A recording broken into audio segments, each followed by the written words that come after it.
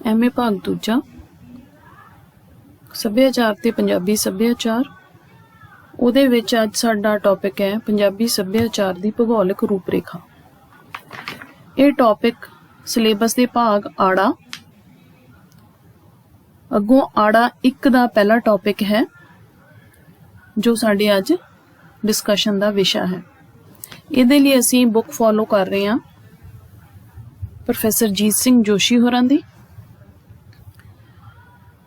ਇਹਦੇ ਵਿੱਚ ਪਹਿਲਾਂ ਜਿਹੜੇ ਨੋਟਸ ਭੇਜੇ ਸੀ ਉਹਨੂੰ ਥੋੜਾ ਰਿਵਾਈਜ਼ਡ ਕਰਿਆ ਮੈਂ। ਹੁਣ ਪੂਰਾ ਟੌਪਿਕ ਹੀ ਤੁਹਾਨੂੰ ਜਿਹੜਾ ਭੇਜਿਆ ਇਹਦੇ ਵਿੱਚ ਅਸੀਂ ਭੂਮਿਕਾ ਦੇ ਤੌਰ ਤੇ ਡਿਸਕਸ਼ਨ ਜਿਹੜੀ ਹੈ ਉਹ ਪਿਛੋਕੜ ਦੇ ਵਿੱਚੋਂ ਲੈ ਕੇ ਫੇਰ ਕਰਾਂਗੇ।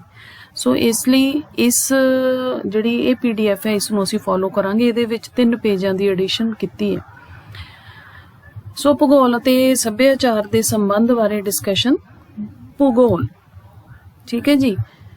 ਜਿਸ ਕਿਸਮ ਦੀਆਂ ਭੂਗੋਲਿਕ ਪ੍ਰਸਥਿਤੀਆਂ ਪ੍ਰਾਪਤ ਹੁੰਦੀਆਂ ਨੇ ਕਿ ਉਸ ਦਾ ਸੱਭਿਆਚਾਰ ਨਾਲ ਕਿਹੋ ਜਿਹਾ ਸੰਬੰਧ ਹੈ ਜਾਂ ਸੱਭਿਆਚਾਰ ਨੂੰ ਪ੍ਰਭਾਵਿਤ ਕਰਦੀਆਂ ਨੇ ਜਾਂ ਨਹੀਂ ਕਰਦੀਆਂ, ਇਹ ਡਿਸਕਸ਼ਨ ਹੈਗੀ ਹੈ।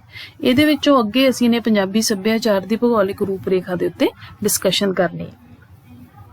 ਸੱਭਿਆਚਾਰ ਜਿਹੜਾ ਹੈ ਉਹ ਕਿਸੇ ਵੀ ਸਮਾਜ ਦੀ ਜੀਵਨ ਵਿਧੀ ਹੈ, ਜੀਵਨ ਜਾਚ ਹੈ, ਜਿਉਣ ਦਾ ਢੰਗ ਹੈ, ਜਿਹਦੇ ਅਧੀਨ ਰਹਿ ਕੇ ਉਹ ਆਪਣਾ ਜੀਵਨ ਸਫ਼ਰ ਪੂਰਾ ਕਰਦਾ ਹੈ। ਉਹਦੇ ਵਿੱਚ ਮਨੁੱਖ ਦੀ ਸ਼ਖਸੀਅਤ ਦਾ ਵਿਕਾਸ, ਉਸ ਦੀਆਂ ਰੁਚੀਆਂ ਕੀ ਨੇ, ਵਿਸ਼ਵਾਸ, ਅਕੀਦੇ ਵੀ ਵਿਸ਼ਵਾਸ ਹੀ ਹੁੰਦੇ ਨੇ ਜਿਹੜੇ ਪਰੰਪਰਕ ਤੌਰ ਤੇ ਪੀੜ੍ਹੀ ਦਰ ਪੀੜ੍ਹੀ ਨਿਭਾਏ ਜਾਂਦੇ ਨੇ। ਡਾਕਟਰਾਈਨ ਹੁੰਦੀ ਹੈ। ਖਾਣ ਪੀਣ, ਪਹਿਰਾਵਾ ਅਤੇ ਉਸਦੀ ਵਿਚਾਰਧਾਰਾ ਨੂੰ ਉਹ ਸਮਾਜ ਹੀ ਨਿਰਧਾਰਿਤ ਕਰਦਾ ਹੈ ਜਿੱਥੇ ਉਹ ਜਨਮ ਲੈਂਦਾ ਹੈ, ਪਲਦਾ ਹੈ ਤੇ ਉਸੇ ਵਿੱਚ ਰਹਿੰਦਾ ਹੋਇਆ ਇਹ ਅੰਤ ਨੂੰ ਬਿਣਸ ਜਾਂਦਾ, ਮਤਲਬ ਕਿ ਉਹਦੀ ਮੌਤ ਹੋ ਜਾਂਦੀ ਹੈ। ਜਨਮ ਤੋਂ ਲੈ ਕੇ ਮੌਤ ਤੱਕ ਜਿਸ ਸਮਾਜ ਦੇ ਵਿੱਚ ਰਹਿੰਦਾ ਹੈ ਤਾਂ ਉਹਦੇ ਅਨੁਸਾਰ ਹੀ ਹੋ ਕੇ ਹੀ ਆਪਣਾ ਜੀਵਨ ਬਤੀਤ ਕਰਦਾ ਹੈ।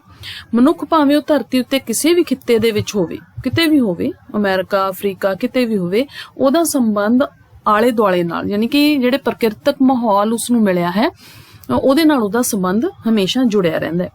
ਧਰਤੀ ਦੇ ਵੱਖ-ਵੱਖ ਖਿੱਤਿਆਂ ਵਿੱਚ ਪ੍ਰਕਿਰਤਿਕ ਹਾਲਤਾਂ ਸਾਮੀਆਂ ਨਹੀਂ ਹੁੰਦੀਆਂ, ਇੱਕੋ ਜਿਹੀਆਂ ਨਹੀਂ ਹੁੰਦੀਆਂ। ਕਿਤੇ ਕੋਈ ਠੰਡਾ ਇਲਾਕਾ ਹੈ, ਕਿਤੇ ਗਰਮ ਇਲਾਕਾ ਹੈ, ਕਿਤੇ ਪਹਾੜੀ ਹੈ, ਕਿਤੇ ਰੇਤਲਾ ਹੈ, ਕਿਤੇ ਸਮੁੰਦਰੀ ਤੱਟ ਨੇ, ਤਾਂ ਇਹ ਇੱਕੋ ਜਿਹੀਆਂ ਨਹੀਂ ਹੁੰਦੀਆਂ। ਇਸੇ ਲਈ ਫਿਰ ਸੱਭਿਆਚਾਰਾਂ ਦੀ ਜਿਹੜੀ ਰੂਪਰੇਖਾ ਹੈ ਉਹ ਵੀ ਇੱਕੋ ਜਿਹੀ ਨਹੀਂ ਹੈ, ਵੱਖਰੇਵੇਂ ਨੇ। ਹਰੇਕ ਸੱਭਿਆਚਾਰ ਦੀ ਆਪਣੀ ਇੱਕ ਪਹਿਚਾਣ ਹੈ, ਉਹਦੀ ਰੂਪਰੇਖਾ ਡਿਫਰੈਂਟ ਹੈ। ਕਿਉਂਕਿ ਉਸਦੀਆਂ ਹਾਲਤਾਂ, ਉਸਦੀਆਂ ਪ੍ਰਸਥਿਤੀਆਂ ਜਿਹੜੀਆਂ ਨੇ ਉਹ ਡਿਫਰੈਂਟ ਨੇ।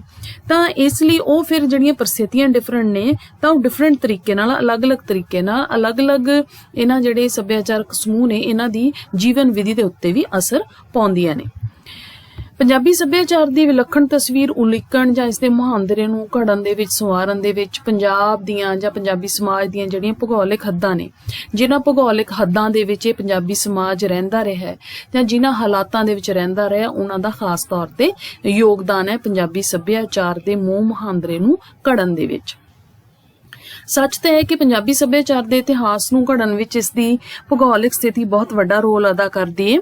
ਤਾਂ ਭੂਗੋਲਿਕ ਸਥਿਤੀ ਜਾਂ ਭੂਗੋਲਿਕ ਹਾਲਤਾਂ ਜਿਹੜੀਆਂ ਨੇ ਉਹ ਕਿਸੇ ਵੀ ਸਮਾਜਿਕ ਸਮੂਹ ਦੇ ਸੱਭਿਆਚਾਰਕ ਵਰਤਾਰਿਆਂ ਨੂੰ ਸਿਰਜਣ ਦੇ ਵਿੱਚ ਕਿਹੋ ਜਿਹਾ ਰੋਲ ਜਿਹੜਾ ਅਦਾ ਕਰਦੀਆਂ ਨੇ, ਇਹਦੇ ਬਾਰੇ ਡਿਸਕਸ਼ਨ ਜਿਹੜੀ ਹੈ ਉਹ ਕੀਤੀ ਜਾਏਗੀ। ਹੁਣ ਭੂਗੋਲ ਦੀ ਪ੍ਰਕਿਰਤੀ। ਧਰਤੀ ਦੇ ਹੇਠਲੀ ਅਤੇ ਉੱਪਰਲੀ ਤਹਿ ਦਾ ਵਿਗਿਆਨਕ ਅਧਿਐਨ ਭੂਗੋਲ ਕਹਾਉਂਦਾ ਹੈ। ਧਰਤੀ ਦੇ ਹੇਠਲੀ, ਜਦੋਂ ਅਸੀਂ ਇਹਨੂੰ ਖੋਦਦੇ ਹਾਂ, ਇਹਦੇ ਅੰਦਰ ਕੀ ਕੁਝ ਮਿਲਦਾ ਹੈ, ਤੇ ਉੱਪਰਲੀ ਤਹਿ, ਠੀਕ ਹੈ ਜੀ, ਇਹ ਸਾਰਾ ਕੁਝ ਭੂਗੋਲ ਹੈ ਜਿਹਦਾ ਅਧਿਐਨ ਕੀਤਾ ਜਾਂਦਾ ਹੈ। ਕੁਝ ਭੂਗੋਲ ਵਿਗਿਆਨੀ ਭੂਗੋਲ ਦੇ ਅਰਥ ਖੇਤਰ ਵਿੱਚ ਧਰਤੀ, ਮਨੁੱਖ ਅਤੇ ਉਸਦੇ ਧੰਦਿਆਂ ਬਾਰੇ ਅਧਿਐਨ ਨੂੰ ਵੀ ਸ਼ਾਮਲ ਕਰ ਲੈਂਦੇ ਨੇ। ਜਿਵੇਂ ਅਸੀਂ ਖੇਤੀਬਾੜੀ, ਇੰਡਸਟਰੀ, ਖਣਿਜ ਪਦਾਰਥ, ਇਹਨਾਂ ਦੀ ਸਟੱਡੀ ਜਿਹੜੀ ਹੈ ਉਹ ਭੂਗੋਲਿਕ ਪੱਧਰ ਤੇ ਕਰਦੇ ਹਾਂ, ਜੀਓਗ੍ਰਾਫੀਕਲ ਸਟੱਡੀ ਕਰਦੇ ਹਾਂ। ਜਦੋਂ ਕਿ ਨਵੀਨ ਭੂਗੋਲ ਵਿਗਿਆਨੀ ਧਰਤੀ ਨਾਲੋਂ ਜ਼ਿਆਦਾ ਮਹੱਤਵ ਵਾਤਾਵਰਣ ਨੂੰ ਦਿੰਦੇ ਨੇ ਕਿ ਵਾਤਾਵਰਣ ਕਿਹੋ ਜਿਹਾ ਹੈ ਆਲਾ ਦੁਆਲਾ। ਪਰੰਤੂ ਕਿਸੇ ਵੀ ਖਿੱਤੇ ਦੇ ਭੂਗੋਲ ਵਿੱਚ ਉਸ ਇਲਾਕੇ ਦੇ ਜਾਂ ਉਸ ਦੇਸ਼ ਦੇ ਚੁਗਿਰਦੇ ਦੀ ਹੱਦਬੰਦੀ ਅਤੇ ਧਰਤੀ ਨਾਲ ਸੰਬੰਧਿਤ ਸਾਰੇ ਹੀ ਤੱਤ ਸ਼ਾਮਲ ਹੋ ਜਾਂਦੇ ਨੇ। ਹੱਦਬੰਦੀਆਂ ਤਾਂ ਮਨੁੱਖ ਨੇ ਸਿਰਜੀਆਂ ਨੇ, ਪਰ ਇਹ ਮਨੁੱਖ ਦੇ ਉੱਤੇ ਹੀ, ਮਨੁੱਖ ਦੀ ਸੱਭਿਆਚਾਰਕ ਪਹਿਚਾਣ ਦੇ ਉੱਤੇ ਕਿਵੇਂ ਅਸਰਅੰਦਾਜ਼ ਹੁੰਦੀਆਂ ਨੇ, ਇਹ ਜਿਹੜਾ ਹੈ ਸਾਡਾ ਟੌਪਿਕ ਹੈ। ਭੂਗੋਲ ਅਤੇ ਜਨ ਜੀਵਨ ਦਾ ਸੰਬੰਧ ਕਿੰਨਾ ਕੁ ਹੈ, ਪੂਰੀ ਤਰੀਕੇ ਨਾਲ ਅਸੀਂ ਹੈਗੇ ਹਾਂ ਇਹਦੇ ਨਾਲ ਸੰਬੰਧਿਤ। ਬਹੁਤ ਸਾਰੇ ਮਾਨਵ ਵਿਗਿਆਨੀ ਕਿਹੜੇ ਹੁੰਦੇ ਨੇ, ਜਿਹੜੇ ਇਸ ਧਰਤੀ ਦੇ ਉੱਤੇ ਮਨੁੱਖ ਦੇ ਵਿਕਾਸ ਨੂੰ ਸਟੱਡੀ ਕਰਦੇ ਨੇ ਕਿ ਮਨੁੱਖ ਕਿੱਥੋਂ ਸ਼ੁਰੂ ਹੋਇਆ ਜੰਗਲ ਤੋਂ ਹੁਣ ਤੱਕ ਦੇ ਉੱਤਰ ਆਧੁਨਿਕ ਮਨੁੱਖ ਦੀ ਸਟੱਡੀ ਆਪਾਂ ਮਨ ਵਿਗਿਆਨਕ ਸਟੱਡੀ ਜਿਹੜੀ ਐਂਥਰੋਪੋਲੋਜੀਕਲ ਸਟੱਡੀ ਕਹਿੰਦੇ ਆ। ਸਮਾਜ ਵਿਗਿਆਨੀ ਜਿਹੜੇ ਨੇ ਉਹ ਸਮਾਜ ਯਾਨੀ ਕਿ ਮਨੁੱਖ ਨੇ ਜੋ ਸਮਾਜ ਜੋ ਸਮੂਹ ਸਿਰਜਿਆ ਹੈ ਜਿਸ ਦੇ ਅੰਦਰ ਉਹ ਰਹਿੰਦਾ ਹੈ, ਜਿਹੜੇ ਡਿਸਪਲਿਨ ਦੇ ਵਿੱਚ ਰਹਿੰਦਾ ਹੈ, ਉਹਦੀ ਬਣਤਰ ਕੀ ਹੈ, ਇਹ ਸਾਰਾ ਕੁਝ ਸਮਾਜ ਵਿਗਿਆਨੀ ਜਿਹੜੇ ਨੇ ਉਹ ਕਰਦੇ ਨੇ। ਇਹਨਾਂ ਨੂੰ ਸੋਸ਼ੀਓਲੋਜਿਸਟ ਕਹਿੰਦੇ ਆ। ਇਸ ਗੱਲ ਉੱਤੇ ਜ਼ੋਰ ਦਿੰਦੇ ਨੇ ਇਹ ਦੋਨੋਂ ਹੀ ਕਿ ਚੌਗਿਰਦਾ ਮਨੁੱਖੀ ਜੀਵਨ ਦੇ ਉੱਤੇ ਸਭ ਤੋਂ ਵੱਧ ਅਸਰ ਪਾਉਂਦਾ ਹੈ। ਚੌਗਿਰਦਾ ਚਾਰੇ ਪਾਸੇ ਆਲਾ ਦੁਆਲਾ ਸਾਡਾ ਵਾਤਾਵਰਨ ਉਹ ਕਿੱਥੇ ਕਿੱਥੇ ਦਖਲ ਦਿੰਦਾ ਹੈ। ਉਹ ਮਨੁੱਖ ਦੀ ਦਿੱਖ ਦੇ ਉੱਤੇ ਵੀ ਅਸਰ ਪਾਉਂਦਾ ਹੈ। ਉਹਦਾ ਕੱਦ ਬੁੱਤ ਰੰਗ ਕੱਦ ਕਾਠ ਕਿਹੋ ਜਿਹਾ ਜਿਹੜਾ ਹੈ ਉਹ ਹੋਏਗਾ, ਉਹਦੀ ਦਿੱਖ ਦੇ ਉੱਤੇ ਉਹਦੇ ਆਲੇ ਦੁਆਲੇ ਦਾ ਅਸਰ ਹੁੰਦਾ ਹੈ। ਉਹਦੇ ਕੰਮਾਂ ਕਾਜਾਂ ਦੇ ਉੱਤੇ ਅਸਰ ਹੁੰਦਾ ਹੈ। ਉਸਦੀ ਮਾਨਸਿਕ ਬਣਤਰ ਉਹਦੀ ਸੋਚ ਕਿਹੋ ਜਿਹੀ ਹੈ, ਮਾਨਸਿਕਤਾ ਕਿਹੋ ਜਿਹੀ ਬਣਦੀ ਹੈ, ਇਹ ਵੀ ਉਹਦੇ ਵਾਤਾਵਰਨ ਦਾ ਜਾਂ ਉਸਦੇ ਚੌਗਿਰਦੇ ਦਾ ਹੀ ਨਤੀਜਾ ਹੁੰਦਾ ਹੈ। ਭੂਗੋਲਿਕ ਪ੍ਰਭਾਵਾਂ ਉੱਤੇ ਹੀ ਇਹ ਸਾਰੀਆਂ ਚੀਜ਼ਾਂ ਨਿਰਭਰ ਕਰਦੀਆਂ ਨੇ। ਜਿਹੇ ਜਿਹੇ ਭੂਗੋਲਿਕ ਹਾਲਾਤ ਹੋਣਗੇ, ਭੂਗੋਲਿਕ ਪਰਿਸਥਿਤੀਆਂ ਉਸਨੂੰ ਮਿਲਦੀਆਂ ਨੇ, ਉਹੇ ਜਿਹੀ ਉਸਦੀ ਦਿੱਖ ਉਹਦੇ ਕੰਮਕਾਰ ਤੇ ਉਸਦੀ ਮਾਨਸਿਕਤਾ ਉਵੇਂ ਹੀ ਬਣਦੀ ਹੈ। ਇਹ ਸਾਰੀਆਂ ਬਣਤਰਾਂ ਜਿਹੜੀਆਂ ਨੇ ਉਹ ਭੂਗੋਲਿਕਤਾ ਦੇ ਉੱਤੇ ਨਿਰਭਰ ਕਰਦੀਆਂ ਨੇ। ਜਿਹੜਾ ਸੱਭਿਆਚਾਰ ਹੈ ਉਹ ਮਨੁੱਖ ਨੇ ਸਿਰਜਿਆ ਹੋਇਆ ਇੱਕ ਅਜਿਹਾ ਵਾਤਾਵਰਨ ਹੈ ਜਿਹਦੇ ਵਿੱਚ ਮਨੁੱਖ ਹੀ ਰਹਿੰਦਾ ਤੇ ਉਸਨੇ ਆਪਣੇ ਆਲੇ ਦੁਆਲੇ ਇਹ ਸਭ ਕੁਝ ਜਿਹੜਾ ਹੈ ਮਨੁੱਖ ਸਿਰਜਿਤ ਹੈ, ਜਿਸ ਨੂੰ ਅਸੀਂ ਸੱਭਿਆਚਾਰ ਕਹਿੰਦੇ ਹਾਂ। ਪਰੰਤੂ ਪਹਿਨਣ ਲਈ ਕੱਪੜਾ ਪਹਿਨਣ ਲਈ ਜਿਹੜੇ ਵਸਤਰ ਨੇ ਉਹ ਤਾਂ ਮਨੁੱਖ ਨੇ ਬਣਾ ਲਏ, ਪਰ ਇਹ ਸਭ ਕੁਝ ਆਏਗਾ ਕਿੱਥੋਂ? ਇਹ ਉਸਦੇ ਭੂਗੋਲਿਕ ਆਲੇ ਦੁਆਲੇ ਦੇ ਵਿੱਚੋਂ ਹੀ ਉਸਨੂੰ ਮਿਲੇਗਾ। ਪਹਿਨਣ ਲਈ ਕੱਪੜਾ, ਉਹਦੀ ਖਾਦ ਖੁਰਾਕ ਉਹ ਵੀ ਇਹ ਹੈ ਕਿ ਆਲੇ ਦੁਆਲੇ ਬਨਸਪਤੀ ਜਾਂ ਪੈਦਾਵਾਰ ਜਾਂ ਉਹ ਜੋ ਉਸਨੇ ਖੇਤੀ ਜਾਂ ਉਸਨੇ ਅਜਿਹੇ ਪੈਦਾਵਾਰੀ ਦੇ ਸਾਧਨ ਆਪਣੇ ਲਈ ਕ੍ਰੀਏਟ ਕੀਤੇ ਨੇ, ਪੈਦਾ ਕੀਤੇ ਨੇ, ਖਾਦ ਖੁਰਾਕ ਵੀ ਉੱਥੋਂ ਹੀ ਆਏਗੀ। ਰਹਿਣ ਸਹਿਣ ਲਈ ਮਕਾਨ ਵਰਗੀਆਂ ਬੁਨਿਆਦੀ ਲੋੜਾਂ, ਮਕਾਨ ਕਿਹੋ ਜਿਹੇ ਹੋਣਗੇ? ਹੁਣ ਪਹਾੜੀਆਂ 'ਚ ਅਸੀਂ ਕਹਿ ਦਿੰਦੇ ਹਾਂ ਕਿ ਉਹ ਲੱਕੜ ਦੇ ਹੁੰਦੇ ਨੇ, ਸਲੇਟ ਦੇ ਹੁੰਦੇ ਨੇ। ਕਿਉਂ ਹੁੰਦੇ ਨੇ? ਕਿਉਂਕਿ ਉੱਥੇ ਲੱਕੜ ਵੀ ਬਹੁਤ ਆਇਤ ਦੇ ਵਿੱਚ ਹੈ। ਸਲੇਟ ਵਾਲੇ ਜਿਹੜੇ ਨੇ ਉੱਥੇ ਪਹਾੜ ਨੇ। ਜੇ ਹੁਣ ਉਹੀ ਚੀਜ਼ਾਂ ਅਸੀਂ ਰੇਗਿਸਤਾਨ ਵਾਲਿਆਂ ਤੋਂ ਐਕਸਪੈਕਟ ਕਰੀਏ ਤਾਂ ਉੱਥੇ ਉਹ ਅਜਿਹਾ ਚੀਜ਼ ਨਹੀਂ ਹੈ, ਕਿਉਂਕਿ ਉਹਨਾਂ ਦੀ ਜੀਓਗ੍ਰਾਫੀ ਅਲੱਗ ਹੈ, ਉਹਨਾਂ ਦਾ ਭੂਗੋਲਿਕ ਚੌਗਿਰਦਾ ਹੋਰ ਕਿਸਮ ਦਾ ਹੈ। ਠੀਕ ਹੈ ਜੀ। ਤਾਂ ਇਸ ਲਈ ਉਹਨਾਂ ਦੀਆਂ ਮਕਾਨਾਂ ਦੀਆਂ ਬਣਤਰਾਂ ਵੀ ਜਿਹੜੀਆਂ ਨੇ ਉਸੇ ਤਰ੍ਹਾਂ ਦੀਆਂ ਹੋਣਗੀਆਂ। ਜੇਕਰ ਅਸੀਂ ਉੱਧਰ ਉੱਪਰ ਲਦਾਖ ਤੋਂ ਉੱਪਰ ਚਲੀਏ ਸਿਆਚਿਨ ਵੱਲ, ਤਾਂ ਉੱਥੇ ਲੋਕ ਇਗਲੂ ਬਣਾ ਕੇ ਵੀ ਰਹਿੰਦੇ ਨੇ, ਬਰਫ਼ ਦੇ ਘਰ ਬਣਾ ਕੇ ਰਹਿੰਦੇ ਨੇ। ਸੋ ਇਹ ਜਿਹੜਾ ਹੈ ਇਹ ਅਲੱਗ-ਅਲੱਗ ਜਿਹੜੀਆਂ ਭੂਗੋਲਿਕ ਪਰਿਸਥਿਤੀਆਂ ਨੇ ਉਹਦੇ ਉੱਤੇ ਡਿਪੈਂਡ ਕਰਦਾ ਹੈ। ਮਨੁੱਖ ਤੇ ਪ੍ਰਕਿਰਤੀ ਦੀ ਸਾਂਝੀ ਸ਼ਕਤੀ ਨਾ ਕੇਵਲ ਸੱਭਿਆਚਾਰ ਨੂੰ ਜਨਮ ਦਿੰਦੀ ਹੈ, ਸਗੋਂ ਉਸਦੀ ਹੋਂਦ ਨੂੰ ਬਰਕਰਾਰ ਰੱਖਣ ਦੇ ਵਿੱਚ ਵੀ ਮਦਦ ਕਰਦੀ ਹੈ। ਜੋ ਕੁਝ ਉਸਨੇ ਸਿਰਜ ਲਿਆ ਓਕੇ ਹੈ, ਪਰ ਉਹ ਬਰਕਰਾਰ ਰਵੇ ਇਹਦੇ ਵਿੱਚ ਵੀ ਉਸਦਾ ਵਾਤਾਵਰਨ ਉਹਦੀ ਮਦਦ ਕਰਦਾ ਹੈ। ਕਿਸੇ ਵਿਸ਼ੇਸ਼ ਸਥਾਨ ਤੇ ਪੈਦਾ ਹੋਣ ਵਾਲੇ ਪੌਦੇ ਬਨਸਪਤੀ ਅਲੱਗ-ਅਲੱਗ ਹੁੰਦੀ ਹੈ। ਨਹੀਂ ਆਪਾਂ ਕਹਿ ਸਕਦੇ ਕਿ ਸਾਰੀ ਦੁਨੀਆ ਦੇ ਵਿੱਚ ਇੱਕੋ ਜਿਹੀ ਬਨਸਪਤੀ ਹੈ। ਟੈਂਪਰੇਚਰ ਹੈ, ਮਿੱਟੀ ਦੀ ਕਿਸਮ ਹੈ, ਠੀਕ ਹੈ, ਮੌਸਮ ਨੇ, ਹਰ ਚੀਜ਼ ਦੇ ਉੱਤੇ ਕਲਾਈਮੇਟਿਕ ਜਿਹੜੀਆਂ ਕੰਡੀਸ਼ਨਸ ਨੇ ਉਹਦੇ ਉੱਤੇ ਡਿਪੈਂਡ ਕਰਦਾ ਹੈ ਕਿ ਉੱਥੇ ਕਿਹੋ ਜਿਹੇ ਪੌਦੇ ਜਿਹੜੇ ਨੇ ਉੱਗਣਗੇ। ਤੇ ਪਸ਼ੂ ਪੰਛੀ ਕਿਹੋ ਜਿਹੇ ਨੇ ਉੱਥੇ? ਪੰਛੀ ਅਲੱਗ-ਅਲੱਗ ਕਿਸਮ ਦੇ ਨੇ, ਠੰਡੇ ਮੁਲਕਾਂ 'ਚ, ਗਰਮ ਮੁਲਕਾਂ 'ਚ, ਰੇਤਲੇ ਇਲਾਕਿਆਂ 'ਚ, ਸਮੁੰਦਰੀ ਕੰਢਿਆਂ ਤੇ। ਤਾਂ ਇਹ ਚੀਜ਼ਾਂ ਵੀ ਉਹਦੇ ਵਿੱਚ ਉਸਦੇ ਭੂਗੋਲ ਦੇ ਵਿੱਚ ਸ਼ਾਮਲ ਨੇ। ਤਾਂ ਇਹ ਸਾਰੀਆਂ ਚੀਜ਼ਾਂ ਡਿਪੈਂਡ ਕਰਦੀਆਂ ਨੇ ਉੱਥੋਂ ਦੇ ਜਲਵਾਯੂ ਦੇ ਉੱਤੇ। ਮਨੁੱਖ ਦੀ ਊਰਜਾ ਅਤੇ ਯੋਗਤਾ, ਉਸਦੀ ਕਿਰਤ ਦਾ ਸੁਭਾਅ। ਹੁਣ ਮਨੁੱਖ ਦੀ ਊਰਜਾ ਤੇ ਯੋਗਤਾ ਤੁਸੀਂ ਹੁਣ ਦੇਖੋ ਕਿ ਮੈਦਾਨੀ ਇਲਾਕਿਆਂ ਦੇ ਵਿੱਚ ਲੋਕ ਕਿੱਦਾਂ ਦੇ ਕੰਮਕਾਰ ਕਰਦੇ ਨੇ, ਪਹਾੜੀ ਇਲਾਕਿਆਂ ਦੀ ਜੀਵਨ ਸ਼ੈਲੀ ਕਿਹੋ ਜਿਹੀ ਹੈ, ਠੀਕ ਹੈ ਜੀ। ਤੇ ਬਹੁਤੇ ਗਰਮ ਮੁਲਕਾਂ ਦੇ ਵਿੱਚ ਲੋਕਾਂ ਦੀ ਜੀਵਨ ਸ਼ੈਲੀ ਕਿਹੋ ਜਿਹੀ ਹੈ, ਬਹੁਤੇ ਠੰਡੇ ਲੋਕਾਂ ਦੇ ਵਿੱਚ ਲੋਕਾਂ ਦੀ ਐਕਟੀਵਿਟੀ ਕਿੱਦਾਂ ਦੀ ਹੁੰਦੀ ਹੈ। ਤਾਂ ਇਹ ਡਿਪੈਂਡ ਕਰਦਾ ਹੈ ਉਸਦੇ ਆਲੇ ਦੁਆਲੇ ਦੇ ਉੱਤੇ, ਮਨੁੱਖ ਦੀ ਊਰਜਾ ਵੀ ਤੇ ਉਹਦੀ ਯੋਗਤਾ ਵੀ। ਉਸਦੀ ਕਿਰਤ ਦਾ ਸੁਭਾਅ, ਉਹ ਕਿਹੋ ਜਿਹੇ ਕੰਮਕਾਰ ਕਰ ਸਕਦਾ ਹੈ, ਕਿਹੋ ਜਿਹੀ ਕਿਰਤ ਕਰੇਗਾ, ਉਸਦੇ ਪਹਿਰਾਵੇ ਦਾ ਰੂਪ ਵੀ ਤੇ ਉਸਦਾ ਆਚਰਣ ਬਿਹੇਵੀਅਰ ਜਿਹੜਾ ਹੈ ਸਾਡਾ ਇੱਕ ਦੂਜੇ ਪ੍ਰਤੀ। ਇਹ ਸਾਰੀਆਂ ਚੀਜ਼ਾਂ ਦੇ ਉੱਤੇ ਭੂਗੋਲ ਦਾ ਅਸਰ ਪੈਂਦਾ ਹੈ। ਹੁਣ ਅਸੀਂ ਇਹ ਕਿ ਮਨੁੱਖ ਦੇ ਬਿਹੇਵੀਅਰ ਦੇ ਉੱਤੇ ਭੂਗੋਲ ਦਾ ਅਸਰ ਕਿਵੇਂ ਪੈਂਦਾ ਹੈ, ਤਾਂ ਕੁਝ ਪ੍ਰਭਾਵ ਜਾਂ ਕੁਝ ਅਸਰ ਸਿੱਧੇ ਨੇ, ਕੁਝ ਅਸਿੱਧੇ ਨੇ। ਅਸਿੱਧੇ ਤੌਰ ਤੇ, ਸਿੱਧੇ ਤੇ ਅਸਿੱਧੇ ਤੌਰ ਤੇ ਬਹੁਤ ਸਾਰੇ ਪੱਖ ਨੇ ਜਿਹੜੇ ਭੂਗੋਲ ਤੋਂ ਜਾਂ ਭੂਗੋਲਿਕ ਚੌਗਿਰਦੇ ਤੋਂ ਪ੍ਰਭਾਵਿਤ ਹੁੰਦੇ ਨੇ। ਭੂਗੋਲ ਤੇ ਸੱਭਿਆਚਾਰ ਦੇ ਸੰਬੰਧਾਂ ਦਾ ਜਿਹੜਾ ਹੈ ਉਹ ਸਿਧਾਂਤਕ ਪੱਖ ਹੈ। ਹੁਣ ਇਹਦੇ ਵਿੱਚ ਤਿੰਨ ਮੱਤ ਜਿਹੜੇ ਨੇ ਉਹ ਮਿਲਦੇ ਨੇ ਕਿ ਕੀ ਅਸੀਂ ਭੂਗੋਲ ਅਤੇ ਸੱਭਿਆਚਾਰ ਨੂੰ ਇੱਕ ਦੂਜੇ ਨਾਲ ਸੰਬੰਧਿਤ ਮੰਨੀਏ ਜਾਂ ਨਾ ਮੰਨੀਏ। ਜੇ ਮੰਨੀਏ ਤਾਂ ਕਿਸ ਕਿਸਮ ਦਾ ਸੰਬੰਧ ਇਸ ਨੂੰ ਮੰਨੀਏ। ਤਾਂ ਇਹਦੇ ਵਿੱਚ ਤਿੰਨ ਮੱਤ ਜਿਹੜੇ ਨੇ ਉਹ ਮਿਲਦੇ ਨੇ। ਜੇਕਰ ਡਿਟੇਲਡ ਸਾਨੂੰ ਡਿਸਕਸ਼ਨ ਆਉਂਦੀ ਹੈ, ਕੁਐਸਚਨ ਆਉਂਦਾ ਹੈ ਤੇ ਤੁਹਾਡੀ ਜਿਹੜੀ ਰਾਈਟਿੰਗ ਸਪੀਡ ਹੈ ਉਹ ਵਧੀਆ ਹੈ ਤਾਂ ਤੁਸੀਂ ਇਦਾਂ ਦੀਆਂ ਜਿਹੜੇ ਨੇ ਮਤ ਨੇ ਜਾਂ ਅਲੱਗ-ਅਲੱਗ ਵਿਚਾਰ ਨੇ ਉਹਨਾਂ ਨੂੰ ਵੀ ਕੋਟ ਕਰ ਸਕਦੇ ਹੁੰਦੇ ਹੋ। ਪਰ ਮੂਲ ਜਿਹੜਾ ਸਵਾਲ ਹੈ ਉਹ ਤੋਂ ਨਹੀਂ ਭਟਕਣਾ। ਪਹਿਲਾ ਮਤ ਕਹਿੰਦਾ ਹੈ ਕਿ ਭੂਗੋਲਿਕ ਸਥਿਤੀ ਨੂੰ ਸੱਭਿਆਚਾਰਕ ਰੂਪਰੇਖਾ ਨਿਸ਼ਚਿਤ ਕਰਨ ਵਾਲੀ ਮੁੱਢਲੀ ਚੀਜ਼ ਹੈ। ਇਹ ਸਭ ਤੋਂ ਸਪਸ਼ਟ ਕਲੀਅਰ ਹੈ ਕਿ ਹਾਂ ਵੀ ਸੰਬੰਧਿਤ ਹੈ। ਇਸ ਵਿਚਾਰਧਾਰਾ ਦੇ ਸਮਰਥਕ ਕੁਝ ਅਜਿਹੇ ਪੱਖਾਂ ਤੇ ਜ਼ੋਰ ਦਿੰਦੇ ਹਨ ਜਿਹੜੇ ਮਨੁੱਖੀ ਸ਼ਕਤੀ ਦੇ ਵਿੱਤੋਂ ਬਾਹਰੇ ਨੇ, ਮਤਲਬ ਕਿ ਉਹਨਾਂ ਦਾ ਮਨੁੱਖ ਦਾ ਉਹਨਾਂ ਦੇ ਉੱਤੇ ਕੰਟਰੋਲ ਨਹੀਂ ਹੈ। ਜਿਹਾ ਕਿ ਐਗਜ਼ਾਮਪਲ ਦਿੰਦੇ ਨੇ ਭੂਮੀ ਦਾ ਚੰਦ ਅਤੇ ਸੂਰਜ ਨਾਲ ਸੰਬੰਧ, ਪ੍ਰਿਥਵੀ ਦਾ ਵਿਸਤਾਰ, ਇਹਦੇ ਤੇ ਮਨੁੱਖ ਦਾ ਕੋਈ ਕੰਟਰੋਲ ਨਹੀਂ ਹੈ। ਖਣਿਜ ਪਦਾਰਥਾਂ ਦਾ ਸਥਾਨ ਨਿਰਧਾਰਨ, ਕਿੱਥੇ ਉਹ ਚੀਜ਼ ਮਿਲੇਗੀ ਕਿੱਥੇ ਨਹੀਂ ਮਿਲੇਗੀ, ਹੁਣ ਇਹ ਮਨੁੱਖ ਦੇ ਹੱਥ 'ਚ ਨਹੀਂ ਹੈਗਾ ਕਿ ਰੇਗਿਸਤਾਨ ਦੇ ਵਿੱਚ ਵੀ ਉਹ ਪਾਣੀ ਪੈਦਾ ਕਰ ਲਿਆ, ਅਦਰਵਾਈਜ਼ ਉਹ ਬਹੁਤ ਕਾਢਾਂ ਕੱਢਦਾ, ਬਹੁਤ ਕੁਝ ਉਸਨੇ ਸਿਰਜਿਆ, ਇੰਨਾ ਵੱਡਾ ਆਪਾਂ ਕਹਿੰਦੇ ਕਿ ਐਡੇ ਮਹਾਨ ਸੱਭਿਆਚਾਰਾਂ ਦਾ ਸਿਰਜਕ ਹੈ ਉਹ, ਪਰ ਇਹ ਨਹੀਂ ਕਰ ਸਕਦਾ ਕਿ ਉਹਦੇ ਕੁਝ ਚੀਜ਼ਾਂ ਉਹਦੇ ਵੱਸ ਦੇ ਵਿੱਚ ਨਹੀਂ ਹੈਗੀਆਂ। ਇਹਦਾ ਮਤਲਬ ਜੇ ਉਹਦੇ ਵੱਸ ਦੇ ਵਿੱਚ ਨਹੀਂ ਹੈਗੀਆਂ ਕੁਝ ਚੀਜ਼ਾਂ, ਕੁਝ ਵਰਤਾਰੇ ਜਿਹੜੇ ਕੁਦਰਤੀ ਵਰਤਾਰੇ ਨੇ, ਤਾਂ ਉਹ ਉਹਨਾਂ ਕੁਦਰਤੀ ਵਰਤਾਰਿਆਂ ਦੇ ਵੱਸ ਵਿੱਚ ਹੁੰਦਾ। ਇਹਦਾ ਮਤਲਬ ਉਹਨਾਂ ਦੇ ਉੱਤੇ ਉਹ ਵਰਤਾਰੇ ਅਸਰ ਕਰਦੇ ਨੇ, ਮਨੁੱਖ ਦੇ ਉੱਤੇ ਉਹ ਚੀਜ਼ਾਂ ਅਸਰ ਕਰਦੀਆਂ ਨੇ। ਭੂਮੀ ਦੀਆਂ ਕਿਸਮਾਂ, ਹੁਣ ਸਾਨੂੰ ਭੂਮੀ ਕਿੱਦਾਂ ਦੀ ਮਿਲੇ ਇਹ ਸਾਡੇ ਹੱਥ ਵੱਸ ਨਹੀਂ ਹੈ, ਮਨੁੱਖ ਦੇ ਹੱਥ ਵੱਸ ਨਹੀਂ ਹੈ। ਦਰਿਆਵਾਂ ਦੀ ਹੋਂਦ ਹੈ ਜਾਂ ਨਹੀਂ ਹੈ, ਵਿਸਤ੍ਰਿਤ ਭੂਖੰਡ, ਸਮੁੰਦਰੀ ਖੇਤਰ, ਮੈਦਾਨੀ ਪਹਾੜੀ ਇਲਾਕੇ ਦੀ ਬਣਤਰ, ਵੱਡੀਆਂ ਨਦੀਆਂ, ਤਲਾਬ, ਮੌਸਮੀ ਲਹਿਰਾਂ, ਸਮੁੰਦਰੀ ਛੱਲਾਂ, ਬਾਰਿਸ਼ਾਂ, ਪੌਣ, ਬਿਜਲੀ ਸ਼ਕਤੀ, ਇਹ ਜਿਹੜਾ ਹੈ ਇਹ ਮਨੁੱਖ ਦੇ ਕੰਟਰੋਲ ਤੋਂ ਬਾਹਰ ਨੇ। ਪਰ ਇਹ ਨਹੀਂ ਅਸੀਂ ਕਹਿ ਸਕਦੇ ਕਿ ਮਨੁੱਖ ਦੇ ਉੱਤੇ ਅਸਰ ਨਹੀਂ ਕਰਦੀਆਂ, ਇਹ ਮਨੁੱਖ ਦੇ ਉੱਤੇ, ਉਹਦੇ ਸੱਭਿਆਚਾਰ ਦੇ ਉੱਤੇ ਪੂਰੀ ਤਰੀਕੇ ਨਾਲ ਅਸਰ ਕਰਦੀਆਂ ਨੇ। ਇਹਨਾਂ ਪੱਖਾਂ ਦੇ ਵਿੱਚ ਤਬਦੀਲੀ ਲਿਆ ਸਕਣਾ ਮਨੁੱਖ ਦੇ ਵੱਸ ਤੋਂ ਪਰੇ ਹੈ। ਬਕਲ ਨੇ history of civilisation in England ਦੇ ਵਿੱਚ ਇਸ ਗੱਲ ਦੇ ਉੱਤੇ ਜ਼ੋਰ ਦਿੱਤਾ ਕਿ ਸੱਭਿਆਚਾਰ ਉੱਤੇ ਭੂਗੋਲਿਕ ਤੱਥਾਂ ਦਾ ਸਭ ਤੋਂ ਜ਼ਿਆਦਾ ਪ੍ਰਭਾਵ ਪੈਂਦਾ ਹੈ। ਇਹ ਚੀਜ਼ ਆ ਗਈ ਕਿ ਫਿਰ ਅਸੀਂ ਅੱਗੇ ਜਦੋਂ ਕਰਾਂਗੇ ਕਿ ਪੰਜਾਬੀ ਸੱਭਿਆਚਾਰ ਤੇ ਉਹਦੀਆਂ ਭੂਗੋਲਿਕ ਜਿਹੜੀਆਂ ਨੇ ਪਰਿਸਥਿਤੀਆਂ ਨੇ ਤਾਂ ਉਹਨਾਂ ਦਾ ਆਪਸ ਦੇ ਵਿੱਚ ਕਿੰਨਾ ਸੰਬੰਧ ਹੈ ਤੇ ਉਹ ਬੜਾ ਗਹਿਰਾ ਸੰਬੰਧ ਸਾਨੂੰ ਨਜ਼ਰ ਆਏਗਾ। ਦੂਸਰਾ ਮਤ ਜਿਹੜਾ ਹੈ ਉਹ ਵਿਦਵਾਨਾਂ ਦਾ ਇਸ ਪੱਖ ਤੋਂ ਮਿਲਦਾ ਸਾਨੂੰ ਕਿ ਭੂਗੋਲਿਕ ਸਥਿਤੀ ਤੇ ਸੱਭਿਆਚਾਰ ਵਿਚਕਾਰ ਕਿਸੇ ਵੀ ਤਰ੍ਹਾਂ ਦਾ ਸੰਬੰਧ ਨਹੀਂ ਹੈ, ਬਿਲਕੁਲ ਆਪੋਜ਼ਿਟ, ਡਰਾਸਟਿਕ ਦੂਸਰੀ ਡਾਇਰੈਕਸ਼ਨ ਦੇ ਵਿੱਚ।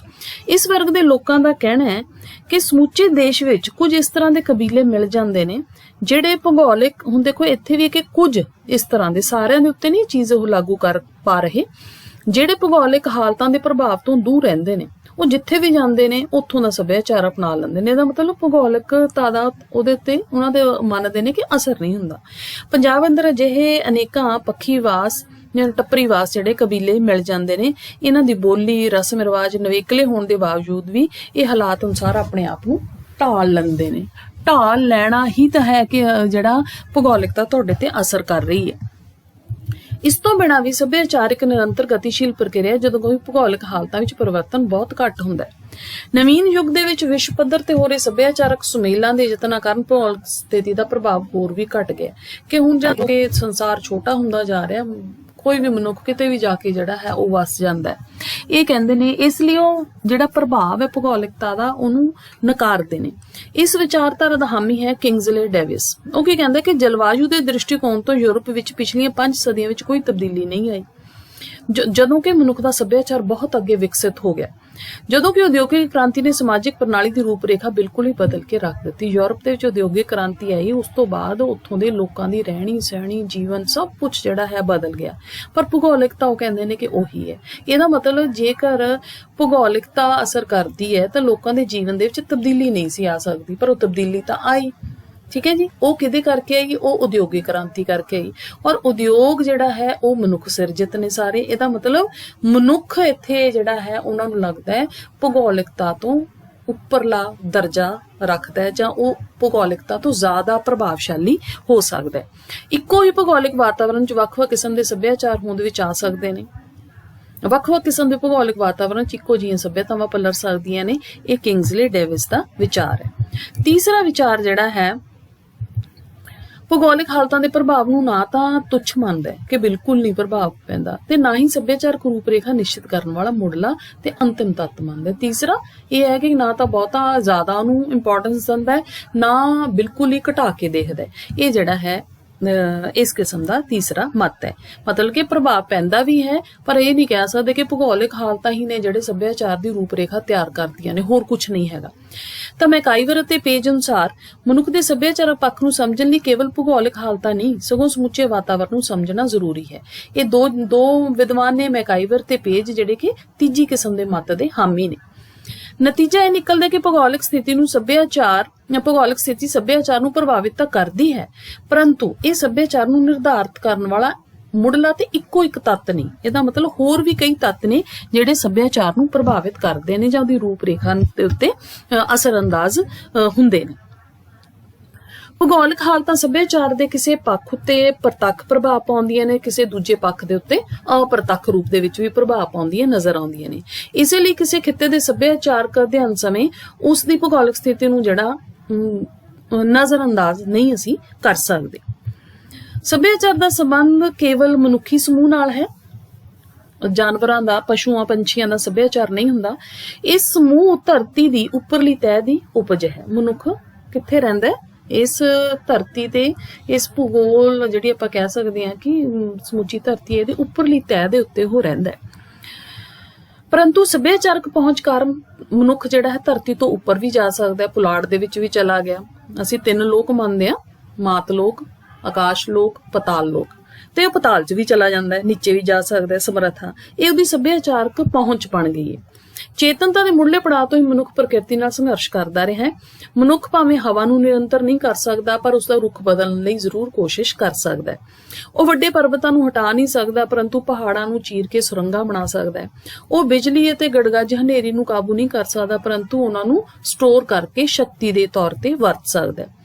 इहदा मतलब की है कि जिहड़ियां कुदरती हालात ने ये मानते ने कि पूर्ण तौर ते मनुख दे उत्ते असर भी नहीं करते, पर यह कह लो कि मनुख दे उत्ते असर करते भी नहीं। ये सारियां चीज़ां इहदे विचों मनुख दी जिहड़ी अपनी किरत है वो भी इंपॉर्टेंस है।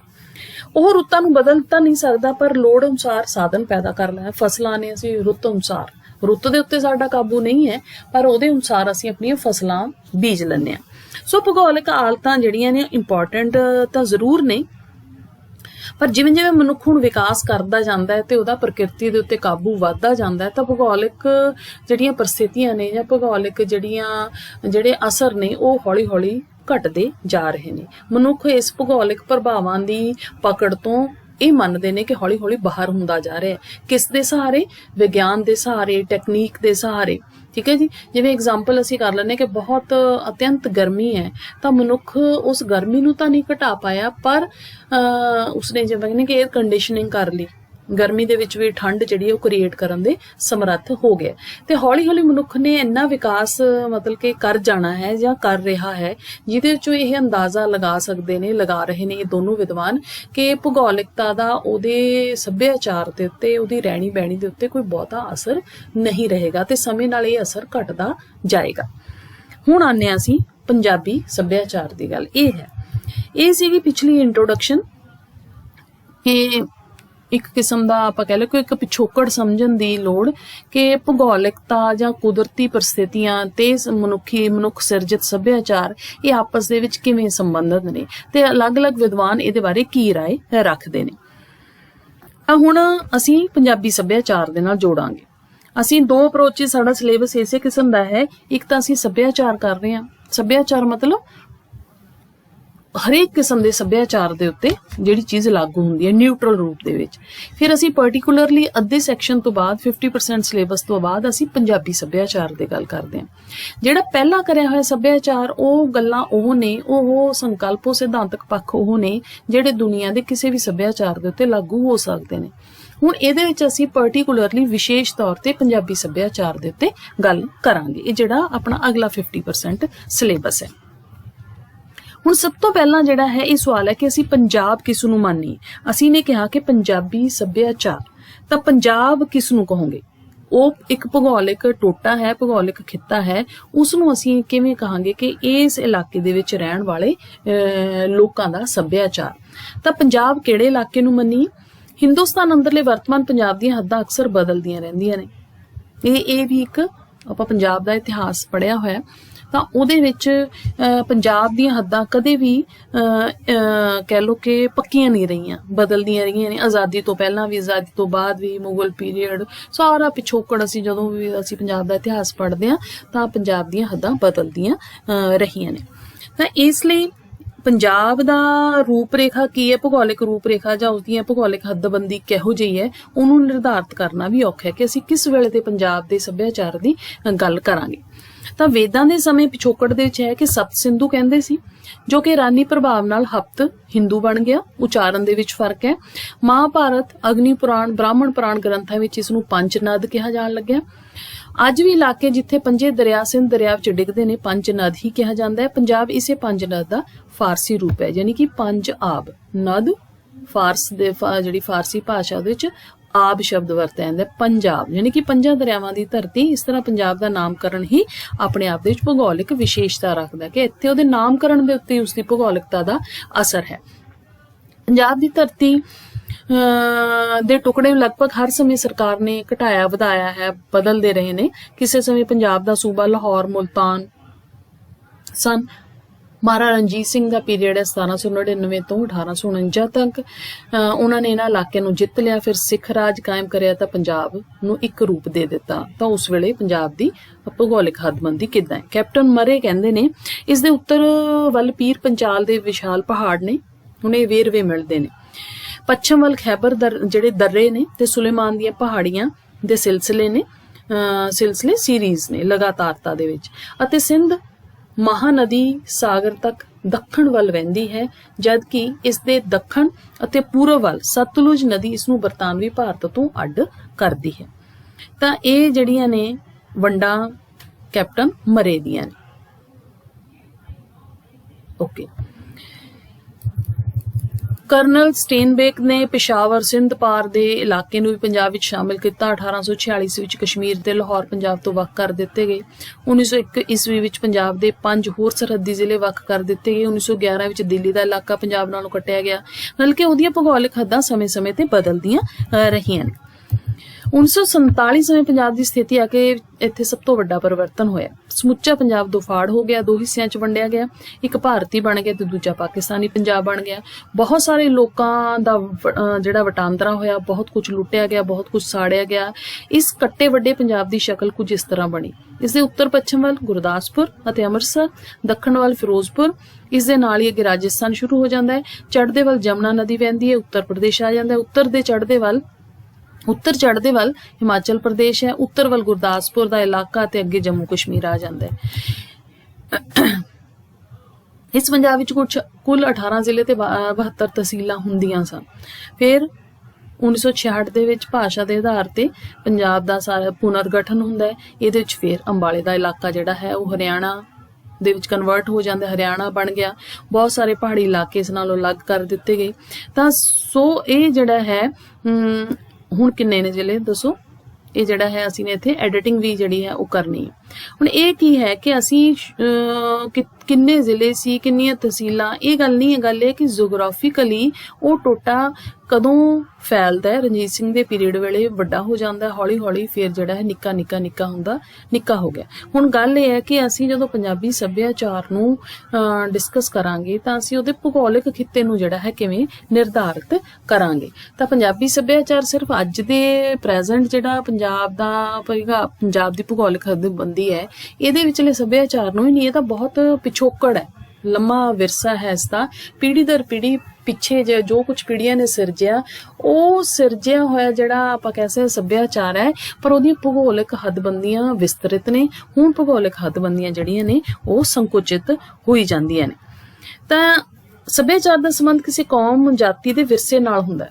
ਤਾਂ ਵਿਰਸਾ ਜਿਹੜਾ ਸੀ ਤਾਂ ਉਹ ਪੀੜ੍ਹੀਆਂ ਤਾਂ ਫਿਰ ਤਾਂ ਉਹ ਤਾਂ ਹੋਰ ਭੂਗੋਲਿਕ ਖਿੱਤੇ 'ਚ ਰਹਿੰਦੀਆਂ ਸੀ ਜਿਹੜੀਆਂ ਇਸ ਵਕਤ ਜਿਹੜਾ ਕਿ ਇਲਾਕਾ ਇਸ ਵਕਤ ਪੰਜਾਬ ਦੇ ਵਿੱਚ ਸ਼ਾਮਿਲ ਨਹੀਂ ਹੈ। ਸੋ ਇਸ ਲਈ ਪੰਜਾਬ ਦੇ ਸੱਭਿਆਚਾਰ ਦੀ ਗੱਲ ਕਰਦੇ ਸਮੇਂ ਸਾਨੂੰ ਉਹ ਪੰਜਾਬ ਦਾ ਉਹ ਸਾਰਾ ਇਲਾਕਾ ਸ਼ਾਮਿਲ ਕਰਨਾ ਪਵੇਗਾ ਜਿਸ ਨੇ ਇਤਿਹਾਸਕ ਪ੍ਰਕਿਰਿਆ ਦੌਰਾਨ ਪੰਜਾਬੀ ਲੋਕਾਂ ਦੇ ਜੀਵਨ ਜਾਂ ਪੰਜਾਬੀ ਕੌਮੀਅਤ ਨੂੰ ਉਸਾਰਨ ਵਿੱਚ ਹਿੱਸਾ ਪਾਇਆ ਹੈ। ਤਾਂ ਅਸੀਂ ਉਹ ਪਿਛਲੇ ਪੰਜਾਬ ਨੂੰ ਛੱਡ ਨਹੀਂ ਸਕਦੇ, ਭਾਵੇਂ ਅੱਜ ਦੀਆਂ ਪਰਿਸਥਿਤੀਆਂ ਦੇ ਵਿੱਚ ਉਵੇਂ ਨਹੀਂ ਹੈ, ਪਰ ਸੱਭਿਆਚਾਰ ਨੂੰ ਸਮਝਣ ਦੇ ਲਈ ਸਾਨੂੰ ਉਸ ਪਿਛੋਕੜ ਨੂੰ ਵੀ ਨਾਲ ਲੈ ਕੇ ਹੀ ਤੁਰਨਾ ਪਏਗਾ। ਹੁਣ ਜਿਹੜਾ ਹੈ ਅਸੀਂ ਦੇਖੀਏ ਤਾਂ ਫਿਰ ਕਿਹੋ ਜਿਹਾ, ਜਿੱਥੇ ਅਸੀਂ ਕਹਿੰਦੇ ਕਿ ਪੰਜਾਬੀ ਸੱਭਿਆਚਾਰ ਪਲਿਆ ਤਾਂ ਉਹ ਕਿਹੜਾ ਇਲਾਕਾ ਜਿਹੜਾ ਹੈ ਉਹ ਹੋ ਸਕਦਾ ਹੈ। ਉੱਤਰ ਵਿੱਚ ਹਿਮਾਲਾ ਪਰਬਤ ਪੰਜਾਬ ਪਹਾੜੀ ਇਲਾਕੇ ਨੂੰ ਵੱਖ ਕਰਦਾ ਹੈ। ਪੱਛਮ ਵਿੱਚ ਦਰਿਆ ਸਿੰਧ ਆਦਿ ਕਾਲ ਤੋਂ ਪੰਜਾਬ ਦੀ ਹੱਦ ਰਿਹਾ ਹੈ। ਦੱਖਣ ਪੱਛਮ ਵਿੱਚ ਸਿੰਧ ਸੂਬਾ ਸਿੰਧੋ ਪਾਰ ਸਥਿਤ ਹੈ। ਦੱਖਣ ਵਿੱਚ ਰਾਜਸਥਾਨ ਦਾ ਮਾਰੂਥਲ ਵੀ ਸ਼ਾਮਲ ਹੈ। ਪੂਰਬ ਵਿੱਚ ਜਮਨਾ ਨਦੀ ਵੀ ਹੈ। ਉੱਤਰ ਪੂਰਬ ਦੀਆਂ ਹਿਮਾਲਿਆ ਤੇ ਸ਼ਿਵਾਲਿਕ ਦੀਆਂ ਪਹਾੜੀਆਂ ਵੀ ਇਸ ਖਿੱਤੇ ਵਿੱਚ ਸ਼ਾਮਲ ਨੇ, ਜਿੱਥੋਂ ਅਸੀਂ ਪੰਜਾਬੀ ਸੱਭਿਆਚਾਰ ਨੂੰ ਸਮਝ ਸਕਦੇ ਹਾਂ ਕਿ ਕਿਹੋ ਜਿਹੇ ਹਾਲਾਤ ਹੋਣਗੇ ਜਿਹਦੇ ਵਿੱਚੋਂ ਪੰਜਾਬੀ ਸੱਭਿਆਚਾਰ ਦੀ ਬਣਤਰ, ਉਸਦਾ ਮੂੰਹ ਮਹਾਂਦਰਾ ਉਗੜ ਕੇ ਸਾਹਮਣੇ ਆਉਂਦਾ ਹੈ। ਇਸ ਭੂਗੋਲਿਕ ਚੁਗਿਰਦੇ ਦੀ ਹੱਦਬੰਦੀ ਵਿੱਚ ਪੰਜਾਬ ਦੇ ਸੱਭਿਆਚਾਰਕ ਚਿੰਨ੍ਹ ਪੂਰੀ ਤਰ੍ਹਾਂ ਵਿਕਸਿਤ ਰਹੇ ਨੇ। ਜਦੋਂ ਤੋਂ ਵੀ ਸਾਨੂੰ ਲਿਖਤੀ ਜਾਂ ਪਦਾਰਥਕ ਸੱਭਿਆਚਾਰ ਦੇ ਨਮੂਨੇ ਮਿਲਦੇ ਨੇ, ਉਹ ਸਾਰੇ ਇਸ ਇਲਾਕੇ ਨੂੰ ਇੱਕ ਇਕਾਈ ਦੇ ਰੂਪ ਵਿੱਚ ਵੇਖਣ ਦੇ ਵਿੱਚ ਮਦਦ ਕਰਦੇ ਨੇ। ਐਗਜ਼ਾਮਪਲ ਹੈ ਮੋਹਨਜੋਦੜੋ ਦੀ, ਹੜੱਪਾ ਦੀ, ਰੋਪੜ ਦੀ। ਇਹਨਾਂ ਦੀ ਖੁਦਾਈ ਤੋਂ ਜਿਹੜਾ ਹੈ ਉਹ ਜੋ ਮਿਲਿਆ ਪੂਰਵ ਆਰੇਈ ਸੱਭਿਆਚਾਰ ਦੇ ਚਿੰਨ੍ਹ ਮਿਲਦੇ ਨੇ। ਉਸ ਤੋਂ ਮਗਰੋਂ ਵੈਦਿਕ ਰਚਾਵਾਂ ਵਿੱਚ ਵੀ ਮਿਲਦੇ ਨੇ। ਸਿੰਧ ਤੋਂ ਲੈ ਕੇ ਜਮਨਾ ਤੱਕ ਦੇ ਵੇਰਵੇ ਜਿਹੜੇ ਨੇ ਮਿਲਦੇ ਨੇ। ਵਰਤਮਾਨ ਪੰਜਾਬ ਕਿਉਂਕਿ ਉਸੇ ਸਮੁੱਚ ਦਾ ਹੀ ਭਾਗ ਹੈ, ਛੋਟਾ ਜ਼ਰੂਰ ਹੋ ਗਿਆ ਪਰ ਹਿੱਸਾ ਉਸੇ ਦਾ ਹੈ, ਇਸ ਲਈ ਇਸ ਵਿੱਚ ਪ੍ਰਾਪਤ ਹੋਣ ਵਾਲੇ ਤੱਥ ਥੋੜੇ ਬਹੁਤ ਫਰਕ ਨਾਲ ਪੰਜਾਬ ਦੇ ਹਰ ਉਪ ਖੇਤਰ ਵਿੱਚ ਮਿਲ ਜਾਂਦੇ ਨੇ। ਵਿਅਕਤੀ ਚਰਿੱਤਰ ਜਾਂ ਆਚਰਣ ਮਾਨਵ ਜਾਤੀ ਦਾ ਪ੍ਰਮੁੱਖ ਗੁਣ ਹੁੰਦਾ ਹੈ।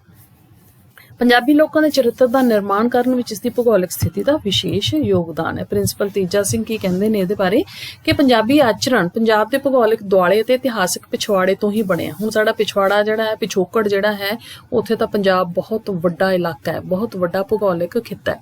ਪੰਜਾਬ ਦੇ ਦਰਿਆਵਾਂ ਨੇ ਅਸਰ ਪਾਇਆ। ਉਹੀ ਗੱਲ ਹੈ, ਸਾਡਾ ਆਚਰਣ ਜਿਹੜਾ ਹੈ ਕਹਿੰਦੇ ਦਿਲ ਦਰਿਆ ਜਿਹੜੇ ਨੇ ਲੋਕਾਂ ਦੇ, ਦਰਿਆ ਦਾ ਜਿਹੜਾ ਹੈ ਸੰਕਲਪ ਹੈ ਉਹ ਬਹੁਤ ਸਾਰੇ ਅਰਥਾਂ ਦੇ ਵਿੱਚ ਜਿਹੜਾ ਹੈ ਵਿਸਤ੍ਰਿਤ ਹੋ ਕੇ ਮਿਲਦਾ ਸਾਨੂੰ। ਪੰਜਾਬ ਦੇ ਦਰਿਆਵਾਂ, ਪਹਾੜਾਂ, ਮੈਦਾਨਾਂ ਨੇ ਇੱਥੋਂ ਦੇ ਲੋਕਾਂ ਨੂੰ ਬਹੁਤ ਕੁਝ ਦਿੱਤਾ ਹੈ। ਇਹਨਾਂ ਦੇ ਦਿਲ ਦਰਿਆਵਾਂ ਦੇ ਨੇ, ਠੰਡੇ ਡੂੰਘੇ ਲੰਮੇ ਜਿਗਰੇ ਵਾਲੇ, ਛੇਤੀ ਛੇਤੀ ਵੱਲ ਨਾ ਖਾਣ ਵਾਲੇ, ਕਿਤੇ ਕੌਲ ਤੋਂ ਨਾ ਮੁੜਨ ਵਾਲੇ ਨੇ, ਮੈਦਾਨਾਂ ਵਾਂਗ ਸਿੱਧੇ ਪੱਧਰੇ ਖੁੱਲੇ ਚੌੜੇ ਹੁੰਦੇ ਨੇ। ਇਹ ਪ੍ਰਿੰਸੀਪਲ ਤੇਜਾ ਸਿੰਘ ਦੇ ਨਜ਼ਰੀਏ ਦੇ ਵਿੱਚ ਹੈ। ਜਿਵੇਂ ਇਹਨਾਂ ਦੇ ਦਰਿਆ ਨਿਖੜ ਕੇ ਲੰਮੇ ਲੰਮੇ ਰਾਹ ਛੱਡ ਜਾਂਦੇ ਕਿ ਨਿਸ਼ਾਨ ਛੱਡ ਜਾਂਦੇ ਨੇ, ਪਰ ਫਿਰ ਵੀ ਇਕੱਠੇ ਹੋ ਕੇ ਭ੍ਰਿਗੂ ਜਾਂ ਪੰਜ ਨਦ ਬਣਾ ਲੈਂਦੇ ਨੇ। ਭਾਵੇਂ ਅਲੱਗ-ਅਲੱਗ ਨੇ ਪਰ ਫਿਰ ਵੀ ਇਕੱਠੇ ਨੇ। ਤਿਵੇਂ ਇਹ ਲੋਕ ਵੀ ਚੰਗੇ ਮਿਲਾਪੜੇ ਨੇ, ਘਰ ਬਾਹਰ ਦੀਆਂ ਸਾਂਝਾਂ ਵਾਲੇ ਨੇ। ਇੱਥੋਂ ਦੀਆਂ ਖੁੱਲੀਆਂ ਤੇ ਨਰੋਈਆਂ ਹਵਾਵਾਂ ਨੇ ਲੋਕਾਂ ਦੇ ਦਿਲਾਂ ਵਿੱਚ ਜ਼ਿੰਦਾ ਦਿਲੀ ਪੈਦਾ ਕੀਤੀ ਹੈ, ਤਾਜ਼ਗੀ ਪੈਦਾ ਕੀਤੀ ਹੈ। ਇਹ ਪ੍ਰਿੰਸੀਪਲ ਤੇਜਾ ਸਿੰਘ ਮੰਨਦੇ ਨੇ। ਹੁਣ ਇਹ ਸੱਭਿਆਚਾਰ ਦੇ ਸਾਡੇ ਕਹਿ ਲਓ ਕਿ ਰੂਪ ਰੇਖਾ ਹੀ ਹੈ। ਇਹ ਸਾਡੇ ਸੱਭਿਆਚਾਰਕ ਗੁਣ ਨੇ ਜਿਹੜੇ ਸਾਡੀ ਭੂਗੋਲਿਕਤਾ ਨੇ ਸਾਨੂੰ ਦਿੱਤੇ ਨੇ। ਪੰਜਾਬੀ ਲੋਕਾਂ ਦਾ ਲਚਕੀਲਾ ਮਟਕੀਲਾ ਅੰਦਾਜ਼, ਸੰਕੀਰਣਤਾ ਰਹਿਤ ਉਦਾਰਤਾ, ਉਤਸ਼ਾਹ ਜਗਾਊ ਕਿਰਦਾਰ, ਆਪਾ ਵਾਰੂ ਵੀਰਤਾ, ਖਿਮਾ ਕਰ ਦੇਣ ਵਾਲੀ ਮਹਾਨ ਮਾਨਵੀ ਭਾਵਨਾ ਅਤੇ ਆਦਰਸ਼ ਸਾਡੇ ਸਾਹਿਤ ਅਤੇ ਸੰਸਕ੍ਰਿਤੀ ਵਡਮੁੱਲੇ ਵਿਲੱਖਣ ਗੁਣ ਨੇ। ਇਹ ਗੁਣ ਪੰਜਾਬ ਨੂੰ ਇਸ ਦੀ ਭੂਗੋਲਿਕ ਸਥਿਤੀ ਅਤੇ ਇਤਿਹਾਸਕ ਵਿਸ਼ੇਸ਼ਤਾ ਦੀ ਹੀ ਦੇਣ ਮੰਨੇ ਗਏ ਨੇ। ਸੁਹਿੰਦਰ ਸਿੰਘ ਬੰਜਾਰਾ ਵੇਦੀ ਕੀ ਕਹਿੰਦੇ ਨੇ? ਉਹ ਕਹਿੰਦੇ ਨੇ ਕਿ ਪੰਜਾਬ ਤਾਂ ਭਾਰਤ ਦਾ ਮੁੱਖ ਦੁਆਰ ਹੈ। ਇਸ ਦੇ ਸੱਭਿਆਚਾਰ ਉੱਪਰ ਇਰਾਨੀ ਪ੍ਰਭਾਵ ਨੇ, ਯੂਨਾਨੀ, ਸਿਥੀਅਨ, ਪਾਰਥੀਅਨ, ਹੂਣ, ਤੁਰਕ, ਮੰਗੋਲ ਆਦਿ ਸਾਰੀਆਂ ਜਿਹੜੀਆਂ ਵਿਦੇਸ਼ੀ ਜਾਤੀਆਂ ਨੇ ਉਹਨਾਂ ਦਾ ਅਸਰ ਹੈ। ਪੰਜਾਬ ਦੇ ਸਰਹੱਦੀ ਸੂਬਾ ਹੋਣ ਕਰਕੇ ਅਨੇਕ ਗੁਣ ਔਗੁਣ ਇਸ ਦੀ ਸੱਭਿਆਚਾਰਕ ਵੰਨ ਸੁਵੰਨਤਾ ਲਈ ਜ਼ਿੰਮੇਵਾਰ ਵੀ ਨੇ। ਇਹਦੇ ਵਿੱਚ ਹੁਣ ਦੇਖੋ ਕਿ ਕਿਵੇਂ ਭੂਗੋਲਿਕਤਾ ਨੇ ਅਸਰ ਪਾਇਆ ਬੰਜਾਰਾ ਵੇਦੀ ਦੀ ਨਜ਼ਰ ਦੇ ਵਿੱਚ ਕਿ ਪੰਜਾਬ ਦੀ ਬੋਲੀ ਤੇ ਸੱਭਿਆਚਾਰ ਵਿੱਚ ਇੰਨਾ ਮਿਸ਼ਰਣ ਹੈ ਕਿ ਇਹਨਾਂ ਦਾ ਖਾਲਸ ਸਰੂਪ ਲੱਭਣਾ ਹੀ ਬਹੁਤ ਮੁਸ਼ਕਲ ਹੈ। ਪੰਜਾਬ ਦੀ ਬੋਲੀ ਤੇ ਸੱਭਿਆਚਾਰ ਦੇ ਵਿੱਚ ਮਿਸ਼ਰਣ ਹੈ। ਮਿਸ਼ਰਣ ਕਿਹਨਾਂ ਦਾ ਹੈ? ਉਹੀ ਚੀਜ਼ ਹੈ ਕਿ ਜਿਹੜੇ ਬਾਹਰੋਂ ਆਉਂਦੇ ਰਹੇ ਨੇ, ਇਰਾਨੀ, ਯੂਨਾਨੀ, ਸੀਥੀਅਨ, ਸਾਰੇ ਮੰਗੋਲਾਂ ਤੱਕ, ਅੰਗਰੇਜ਼ਾਂ ਤੱਕ, ਹਰ ਚੀਜ਼। ਵਿਦੇਸ਼ੀ ਸ਼ਬਦ ਅਤੇ ਕੀਮਤਾਂ ਇਸ ਵਿੱਚ ਇੰਨੀਆਂ ਘੁਲ ਮਿਲ ਗਈਆਂ ਨੇ ਕਿ ਇਹਨਾਂ ਦਾ ਮੁਹਾਂਦਰਾ ਵੀ ਪੰਜਾਬੀ ਹੀ ਨਜ਼ਰ ਆਉਣ ਲੱਗਾ। ਇਸੇ ਲਈ ਹੈ ਕਿ ਓਪਨ ਮਾਈਂਡਡਨੈਸ ਜਿਹੜੀ ਹੈ ਉਹ ਅੱਜ ਵੀ ਹੈਗੀ ਹੈ ਕਿ ਅਸੀਂ ਪ੍ਰਭਾਵ ਬਹੁਤ ਜਲਦੀ ਕਬੂਲ ਲੈਂਦੇ ਹਾਂ। ਸਰਹੱਦੀ ਸੂਬਾ ਹੋਣ ਕਾਰਨ ਤਾਂ ਪੰਜਾਬ ਦੀ ਧਰਤੀ ਉੱਤੇ ਭਾਰੀ ਸਨਅਤਕਾਰੀ ਦੀ ਘਾਟ ਰਹੀ ਹੈ। ਹਰ ਵਕਤ ਯੁੱਧ ਹੁੰਦੇ ਰਹਿੰਦੇ ਸੀ ਤਾਂ ਇੱਥੇ ਇੰਡਸਟਰੀ ਉਦਯੋਗ ਜਿਹੜੇ ਨੇ ਲੱਗ ਨਹੀਂ ਸਕੇ। ਇਸ ਦੇ ਫਲਸਰੂਪ ਪੰਜਾਬ ਤਕਨੀਕੀ ਤੇ ਵਪਾਰਕ ਪੱਖੋਂ ਜਿਹੜਾ ਉਨੀ ਤਰੱਕੀ ਨਹੀਂ ਕਰ ਪਾਇਆ। ਇਹ ਵੀ ਰੀਜ਼ਨ ਹੈ। ਅੱਜ ਦੀ ਸਥਿਤੀ ਨੂੰ ਸਮਝੀਏ ਕਿ ਸਾਡੇ ਕੋਲ ਇੱਥੇ ਉਦਯੋਗ, ਟੈਕਨੀਕ, ਵਪਾਰ ਦੇ ਪੱਖ ਤੋਂ, ਵਪਾਰ ਤਾਂ ਕਿਸਾਨਾਂ ਨੂੰ ਅੱਜ ਤੱਕ ਨਹੀਂ ਕਰਨਾ ਆਇਆ ਹੈ ਨਾ, ਤਾਂ ਕਿਤੇ ਨਾ ਕਿਤੇ ਸਾਡੇ ਸੁਭਾਅ ਜਿਹੜੇ ਨੇ ਜਾਂ ਜਿਹੜੀਆਂ ਪਰਿਸਥਿਤੀਆਂ ਜਿਹੜੀਆਂ ਨੇ ਉਹ ਵੀ ਸਾਡੇ ਹਾਲਾਤਾਂ ਲਈ ਜ਼ਿੰਮੇਵਾਰ ਨੇ। ਪੰਜਾਬ ਦੇ ਜੰਮਿਆਂ ਨੂੰ ਨਿੱਤ ਮੁਹਿੰਮਾਂ ਇਹ ਵੀ ਜਿਹੜੀ ਹੈ ਉਹ ਚੱਲਦੀ ਹੈ। ਇਹ ਤੋਂ ਇਹੀ ਹੈ ਕਿ ਜਿਹੜੀਆਂ ਪਰਿਸਥਿਤੀਆਂ ਨੇ ਇਹਨਾਂ ਦੇ ਵਿੱਚ ਬਲ, ਸਾਹਸ, ਸਵੈਮਾਨ ਪੈਦਾ ਕੀਤਾ ਕਿਉਂਕਿ ਇਹਨਾਂ ਨੂੰ ਲੜਨ ਦੇ ਲਈ ਤਿਆਰ ਰਹਿਣਾ ਪੈਂਦਾ ਸੀ। ਪਤਾ ਨਹੀਂ ਕਦੋਂ ਕੋਈ ਹਮਲਾਵਰ ਜਿਹੜਾ ਆ ਜਾਵੇ। ਤਾਂ ਭਾਰਤ ਦੀ ਇੱਜ਼ਤ ਤੇ ਅਣਖ ਦੇ ਰਾਖਾ ਕਿਹਾ ਜਾਂਦਾ ਇਸ ਨੂੰ, ਤੇ ਇਸ ਨੂੰ ਭਾਰਤ ਦੀ ਖੜਗ ਪੂਜਾ ਵੀ ਕਿਹਾ ਜਾਂਦਾ ਹੈ, ਜਿਹੜੀ ਹਮੇਸ਼ਾ ਹਮਲੇ ਸਹਿਣ ਲਈ ਤਿਆਰ ਹੈ, ਹਥਿਆਰ ਹੱਥ ਦੇ ਵਿੱਚ ਹਮੇਸ਼ਾ ਰੱਖਦੀ ਹੈ, ਤਾਂ ਪੰਜਾਬੀਆਂ ਨੂੰ ਅਜਿਹਾ ਹੀ ਮੰਨਿਆ ਗਿਆ। ਵਿਦੇਸ਼ੀ ਹਮਲਾਵਰਾਂ ਨੇ ਪੰਜਾਬੀ ਲੋਕਾਂ ਨੂੰ ਕੇਵਲ ਦਲੇਰੀ ਹੀ ਨਹੀਂ ਦਿੱਤੀ, ਸਗੋਂ ਖਾਧਾ ਪੀਤਾ ਲਾਹੇ ਦਾ ਰਹਿੰਦਾ ਅਹਿਮਦ ਸ਼ਾਹੇ ਵਾਲਾ ਜੀਵਨ ਵੀ ਦਿੱਤਾ ਹੈ ਕਿ ਬਹੁਤਾ ਇਕੱਠਾ ਨਹੀਂ ਕਰਦੇ ਤੇ ਖਾਣ ਪੀਣ ਦੇ ਵਿੱਚ ਹੀ ਯਕੀਨ ਰੱਖਦੇ ਨੇ ਕਿ ਜੀਵਨ ਨੂੰ ਆਨੰਦ ਲੈਂਦੇ ਨੇ। ਬਹੁਤੀ ਜਿਹੜਾ ਪੈਸਾ ਹੈ ਉਹ ਇਕੱਠਾ ਨਹੀਂ ਜਿਹੜਾ ਹੈ ਇਹ ਕੌਮ ਕਰ ਸਕਦੀ। ਪੰਜਾਬੀ ਲੋਕ ਜੋੜਨ ਨਾਲੋਂ ਖਾਣ ਹੰਡਾਉਣ ਦੇ ਵਿੱਚ ਜ਼ਿਆਦਾ ਯਕੀਨ ਰੱਖਦੇ ਨੇ। ਹੁਣ ਇਹ ਸਾਰੀਆਂ ਚੀਜ਼ਾਂ ਦੇਖੋ ਕਿ ਇਹਦੇ ਵਿੱਚ ਭੂਗੋਲਿਕਤਾ ਦਾ ਤੱਥ ਕਿੱਥੇ ਕਾਰਜਸ਼ੀਲ ਹੈ। ਪੰਜਾਬ ਦੇ ਪਹਾੜ ਵੀ ਪੰਜਾਬੀ ਸੱਭਿਆਚਾਰ ਨੂੰ ਪ੍ਰਭਾਵਿਤ ਕਰਦੇ ਰਹੇ ਨੇ। ਪੰਜਾਬ ਦੇ ਸਿਰ ਦਾ ਛਤਰ ਹਿਮਾਲਾ ਇਸ ਨੂੰ ਨਦੀਆਂ ਤੇ ਦਰਿਆ ਦਿੰਦਾ ਹੈ। ਇਸ ਦਾ ਪੌਣ ਪਾਣੀ ਇਹਦੀਆਂ ਰੁੱਖਾਂ ਵਰਖਾਂ ਨੂੰ ਪ੍ਰਭਾਵਿਤ ਕਰਦਾ ਹੈ। ਪੰਜਾਬ ਦੇ ਲੋਕਾਂ ਨੂੰ ਹਿਮਾਲਾ ਦਾ ਇਲਾਕਾ ਤੇ ਜੰਗਲ ਤੇ ਲੱਕੜੀ ਵੀ ਦਿੰਦਾ ਹੈ। ਇੱਥੋਂ ਦੀਆਂ ਬੱਕਰੀਆਂ ਭੇਡਾਂ ਦੀ ਉੱਨ ਪ੍ਰਾਪਤ ਹੁੰਦੀ ਹੈ। ਹਿਮਾਲਾ ਦੇ ਬਾਗ ਪੰਜਾਬ ਨੂੰ ਫਲ ਦਿੰਦੇ ਨੇ। ਦਰਿਆ ਪੰਜਾਬ ਦੀ ਧਰਤੀ ਦਾ ਗਹਿਣਾ ਨੇ। ਵੱਖ-ਵੱਖ ਦਰਿਆਵਾਂ ਕਾਰਨ ਜਿਹੜਾ ਹੈ ਇਹਦੇ ਵਿੱਚ ਅਲੱਗ-ਅਲੱਗ ਉਪ ਸੱਭਿਆਚਾਰ ਮਿਲਦੇ ਨੇ। ਦੁਆਬਾ, ਮਾਲਵਾ, ਠੀਕ ਹੈ, ਸਾਰੇ ਇਹ ਦਰਿਆਵਾਂ ਕਾਰਨ ਹੀ ਅਸੀਂ ਇੱਕ ਦੂਜੇ ਤੋਂ ਥੋੜੇ ਇਲਾਕਾ ਵਾਈਜ਼ ਜਿਹੜੀ ਹੈ ਉਹ ਵੰਡ ਹੈ। ਜਿੱਥੇ ਅਸੀਂ ਉਪ ਸੱਭਿਆਚਾਰਾਂ ਦੀ ਗੱਲ ਕਰਦੇ ਹਾਂ, ਮੁੱਖ ਸੱਭਿਆਚਾਰ ਪੰਜਾਬੀ, ਉਪ ਸੱਭਿਆਚਾਰ ਜੇ ਅੱਜ ਦੀ ਗੱਲ ਕਰੀਏ ਤਾਂ ਮਾਝਾ, ਮਾਲਵਾ, ਦੁਆਬਾ। ਪੰਜਾਬ ਦੀ ਧਰਤੀ ਦਰਿਆਵਾਂ ਦੇ ਰੋਡ ਦੇ ਨਾਲ ਲਿਆਂਦੀ ਹੋਈ ਮਿੱਟੀ ਨਾਲ ਬਣੀ ਹੈ, ਇਸ ਲਈ ਇਹ ਬੜੀ ਉਪਜਾਊ ਹੈ। ਖਾਦ ਦੀ ਕਹਿੰਦੇ ਘੱਟ ਲੋੜ ਪੈਂਦੀ ਰਹੀ ਹੈ, ਪਰ ਅੱਜ ਦੇ ਸਮੇਂ ਦੇ ਵਿੱਚ ਅਸੀਂ ਬਿਲਕੁਲ ਇਹਦੇ ਆਪੋਜ਼ਿਟ ਦੇਖ ਸਕਦੇ ਹਾਂ ਕਿ ਕੀ ਹਾਲ ਜਿਹੜਾ ਹੈ ਇੱਥੋਂ ਦੀ ਜ਼ਮੀਨ ਦਾ ਹੋ ਗਿਆ। ਪੁਰਾਣਾ ਪੰਜਾਬ 5 ਕੁਦਰਤੀ ਦੁਆਬਿਆਂ ਵਿੱਚ ਵੰਡਿਆ ਹੋਇਆ ਸੀ, ਠੀਕ ਹੈ, ਤਾਂ ਉਸ ਹਿਸਾਬ ਨਾਲ ਉਹਨਾਂ ਦੇ ਨਾਮਕਰਨ ਵੀ ਹੋਏ ਸੀ। ਇਹ ਬਹੁਤ ਸਿੰਪਲ ਜਿਹੀਆਂ ਚੀਜ਼ਾਂ ਨੇ, ਪਰ ਇਹਦੇ ਵਿੱਚ ਅਸੀਂ ਕਹਿ ਸਕਦੇ ਹਾਂ ਕਿ ਅਸੀਂ ਉਸ ਦੇ ਭੂਗੋਲਿਕਤਾ ਦੇ ਅਸਰਾਂ ਨੂੰ ਸਪਸ਼ਟ ਰੂਪ ਦੇ ਵਿੱਚ ਵੇਖ ਸਕਦੇ ਹਾਂ। ਦਰਿਆਵਾਂ ਦੇ ਰੋਡ ਨੇ ਉੱਚੀ ਨੀਵੀਂ ਮਿੱਟੀ ਨੂੰ ਮੈਦਾਨੀ ਇਲਾਕਾ ਬਣਾ ਦਿੱਤਾ। ਇਸ ਧਰਤੀ ਉੱਤੇ ਨਹਿਰਾਂ, ਸੂਏ, ਰਜਵਾਹੇ, ਖੂਹ, ਟਿਊਬਵੈਲ ਆਦਿ ਆਸਾਨੀ ਨਾਲ ਤਿਆਰ ਹੋ ਜਾਂਦੇ ਨੇ। ਪਾਣੀ ਦੀ ਗੱਲ ਹੈ ਕਿ ਪਾਣੀ ਜਿਹੜਾ ਹੈ ਉਹ ਬਹੁਤਾਇਤ ਦੇ ਵਿੱਚ ਹੈ, ਪਰ ਅੱਜ ਦੀ ਡੇਟ ਦੇ ਵਿੱਚ ਪਾਣੀ ਵੀ ਜਿਹੜੇ ਨੇ ਉਹ ਨੀਵੇਂ ਚਲੇ ਗਏ ਨੇ, ਤਾਂ ਉਹ ਵੀ ਸਮੱਸਿਆਵਾਂ ਜਿਹੜੀਆਂ ਇਹ ਅੱਜ ਦੀ ਹੈ ਵੈਸੇ ਅਦਰਵਾਈਜ਼। ਤਾਂ ਇਸ ਲਈ ਪੁਰਾਣੇ ਪੰਜਾਬ ਦੇ ਲੋਕਾਂ ਦੀ ਖੁਰਾਕ ਸਧਾਰਨ ਸੀ, ਪਹਿਰਾਵਾ ਉਹਨਾਂ ਦਾ ਮੋਟਾ ਠੁੱਲਾ ਸੀ, ਸਰੀਰ ਨਰੋਏ, ਹੱਡਾਂ ਪੈਰਾਂ ਦੀ ਰਹਿਮਤ, ਕਮਾਈਆਂ, ਇਹ ਸਾਰੀਆਂ ਚੀਜ਼ਾਂ ਉਹਨਾਂ ਦੀ ਭੂਗੋਲਿਕਤਾ ਦੇ ਕਾਰਨ ਹੀ ਕਹਿ ਲਓ ਕਿ ਇਸ ਕਿਸਮ ਦੀਆਂ ਮਿਲਦੀਆਂ ਨੇ। ਸੋ ਹਰੇ ਜਿਹੜੇ ਨੇ ਘਾਹ ਨੇ, ਵੱਡੇ ਵੱਡੇ ਮੈਦਾਨ ਨੇ, ਤਾਂ ਦੁੱਧ ਘਿਓ ਦੀ ਲਹਿਰ ਬਹਿਰ ਸੀ। ਇੱਕ ਕਮਾਊ ਦੇ ਸਿਰ ਤੇ 10 ਵੇਲੇ ਪਲ ਰਹੇ ਸਨ। ਤਾਂ ਉੱਥੋਂ ਦੇ ਪਹਿਰਾਵਾ ਦੇਖੋ ਕਿ ਔਰਤਾਂ ਦਿਨ ਰਾਤ ਚਰਖੇ ਕੱਤਦੀਆਂ ਸਨ, ਤਾਂ ਹੀ ਕੱਤਦੀਆਂ ਸਨ ਜੇਕਰ ਉਹਨਾਂ ਨੂੰ ਆਪਾਂ ਕਹਿ ਸਕਦੇ ਹਾਂ ਕਿ ਉਸ ਕਿਸਮ ਦੀ ਉਪਜਾਊ ਜ਼ਮੀਨ ਮਿਲੀ ਹੋਈ ਹੈ ਪਿਛੋਕੜ ਦੇ ਵਿੱਚ।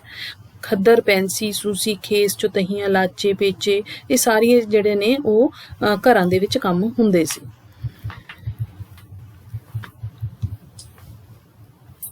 ਇਸ ਤੋਂ ਇਲਾਵਾ ਇੱਥੋਂ ਦੇ ਜਿਹੜਾ ਧਰਮ ਹੈ, ਸਾਹਿਤ ਹੈ, ਭਾਸ਼ਾ ਹੈ, ਉਪਜੀਵਿਕਾ ਦੇ ਸਾਧਨ ਨੇ, ਪਹਿਰਾਵਿਆਂ ਦੇ ਉੱਤੇ, ਖਾਣ ਪੀਣ ਦੇ ਉੱਤੇ, ਹਰ ਇੱਕ ਚੀਜ਼ ਦੇ ਉੱਤੇ ਭੂਗੋਲਿਕਤਾ ਦਾ ਅਸਰ ਜਿਹੜਾ ਹੈ ਮਿਲਦਾ। ਇਸ ਨੂੰ ਅਸੀਂ ਜਿਹੜਾ ਹੈ ਉਹ ਰੀਡ ਕਰ ਸਕਦੇ ਹਾਂ।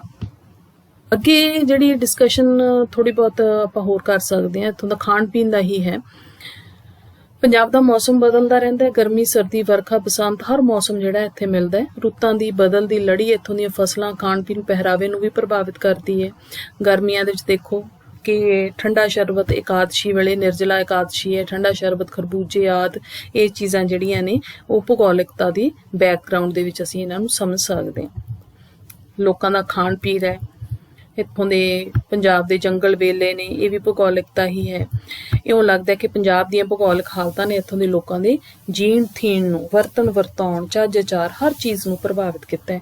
ਇੱਥੋਂ ਦੇ ਦਰਿਆਵਾਂ ਨੇ, ਪਹਾੜਾਂ ਨੇ, ਮੈਦਾਨਾਂ ਨੇ ਇੱਥੋਂ ਦੇ ਸੱਭਿਆਚਾਰ ਨੂੰ ਰੰਗ ਬਰੰਗਾਪਨ ਜਿਹੜਾ ਵੰਨ ਸੁਵੰਨਤਾ ਦਿੱਤੀ ਹੈ, ਰੰਗੀਨਤਾ ਹੈਗੀ ਇਹਦੇ ਵਿੱਚ, ਅਤੇ ਦੇਸੀ ਤੇ ਵਿਦੇਸੀ ਜਾਤਾਂ ਤੇ ਨਸਲਾਂ ਨੂੰ ਆਕਰਸ਼ਿਤ ਵੀ ਕੀਤਾ ਹੈ, ਤੇ ਉਹ ਆਏ ਨੇ ਇੱਥੇ ਤੇ ਇਹਦੇ ਵਿੱਚ ਹੋਰ ਆਪਣੇ ਪੱਧਰ ਤੇ ਰੰਗ ਭਰ ਕੇ ਗਏ ਨੇ। ਸੋ ਇਹ ਪਿਛੋਕੜ ਜਿਹੜਾ ਹੈ ਉਹ ਹੈਗਾ ਪੰਜਾਬੀ ਸੱਭਿਆਚਾਰ ਦੀ ਭੂਗੋਲਿਕਤਾ ਦੇ ਆਧਾਰ ਤੇ। ਤਾਂ ਅਸੀਂ ਸਪਸ਼ਟ ਰੂਪ ਦੇ ਵਿੱਚ ਕਹਿ ਸਕਦੇ ਹਾਂ ਕਿ ਪੰਜਾਬੀ ਸੱਭਿਆਚਾਰ ਦੀ ਜਿਹੜੀ ਭੂਗੋਲਿਕ ਰੂਪ ਰੇਖਾ ਹੈ ਉਹਦੇ ਨਾਲ ਬਿਲਕੁਲ ਸਿੱਧਾ ਸੰਬੰਧ ਹੈ, ਉਹਦੇ ਤੇ ਅਸਰ ਅੰਦਾਜ਼ ਹੁੰਦੀ ਹੈ, ਤੇ ਜਿਹੇ ਜੀ ਸਾਡੇ ਭੂਗੋਲਿਕ ਹਾਲਾਤ ਨੇ, ਭੂਗੋਲਿਕ ਵਾਤਾਵਰਨ ਹੈ, ਭੂਗੋਲਿਕ ਆਲਾ ਦੁਆਲਾ ਹੈ, ਉਹਦੇ ਵਿੱਚੋਂ ਹੀ ਸੱਭਿਆਚਾਰ ਆਪਣੀ ਰੂਪ ਰੇਖਾ ਨੂੰ ਜਾਂ ਉਹਦੀ ਬਣਤਰ ਨੂੰ, ਮੂੰਹ ਮੁਹਾਂਦਰੇ ਨੂੰ ਤਿਆਰ ਕਰਦੇ। Thanks a lot.